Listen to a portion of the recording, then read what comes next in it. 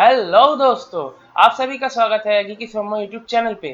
तो दोस्तों, आप मेरे वीडियो को देख रहे हो, यानी कि आप इंटरनेट का तो एक्सेस करते ही हो।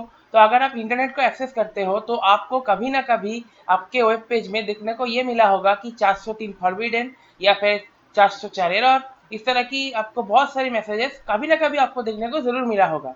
तो आज इस वीडियो में हम बात करेंगे ये 403 फॉरबिडन और 404 एरर ये आखिर होता क्या है।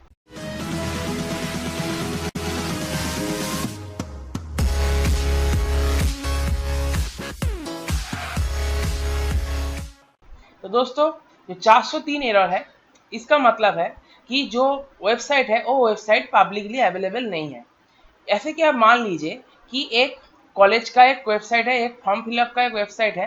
तो अगर आप मान लीजिए कि उस फॉर्म फिलअप का डेट नहीं हुआ, जैसे कि उसका फॉर्म फिलअप का डेट है 5, तो अगर 5 अगर फॉर्म फिलअप का डेट होता है और अगर आप उस फॉर्म फिलअप के पेज को 2 तारीख खोलने का ट्राई करोगे तो क्या होगा, वो पेज खुलेगा नहीं और पेज के आपको क्या दिखाएगा, 403 फॉरबिडन। तो इसका मतलब होता है कि जो वेब पेज है वो वेब पेज हमारे लिए अवेलेबल नहीं है। वो वेब पेज किसी के लिए तो अवेलेबल बिल्कुल है, पर हमारे लिए अवेलेबल नहीं है। वो 403 एरर का मतलब ऐसा नहीं है कि जो पेज है वो पेज आखिर में है ही नहीं, ऐसा बिल्कुल भी नहीं है। 403 एरर का मतलब है वो सिर्फ प्राइवेटली अवेलेबल है, किसी पब्लिक यूजर के लिए वो अवेलेबल नहीं है। अब हम बात कर लेते हैं 404 एरर क्या होता है। तो दोस्तों, 404 एरर है, इसका मतलब है कि जो वेब पेज है वो अवेलेबल ही नहीं है। कैसे, मैं आपको बताता हूँ। जो वेब पेज है वो यानी या तो वेब पेज डिलीट कर दिया गया है, या फिर वो वेब पेज जो है उसका जो एड्रेस है, एड्रेस चेंज हो गया है। अगर एड्रेस ज़्यादा चेंज हो जाता है और अगर वो जो वेबसाइट का ओनर है, अगर वो वहाँ पे उसका चेंज होने का एड्रेस नहीं देता है, तो वहाँ पे आपको 404 एरर ही दिखेगा। या फिर 404 एरर का एक और कारण भी हो सकता है कि आप जिस ब्राउजर से खोल रहे हो उस ब्राउजर में कुकीज ज़्यादा हो सकता है, इस तरह से प्रॉब्लम भी हो सकता है, इसी वजह से भी 404 एरर आ सकता है। और 404 एरर का कारण भी हो सकता है ऐसा भी कि आप जो यूआरएल डाल रहे हो वो यूआरएल भी गलत हो सकता है, इस वजह से भी 404 एरर आपको मिल सकता है।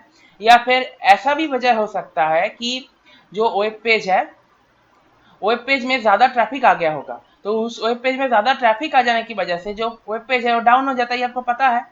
जैसे कि डीडोस अटैक जो होता है, डीडोस अटैक में क्या होता है कि ज़्यादा ट्रैफिक लाया जाता है, तो इसी वजह से वेब पेज डाउन हो जाता है। तो यहाँ पे मैं डीडोस अटैक नहीं है, पर उस तरह का ही कुछ है कि यहाँ पे ज़्यादा ट्रैफिक आ गया और किसी भी तरह से आ सकता है। तो उस केस में भी आपको 404 एरर देखने को मिल जाता है।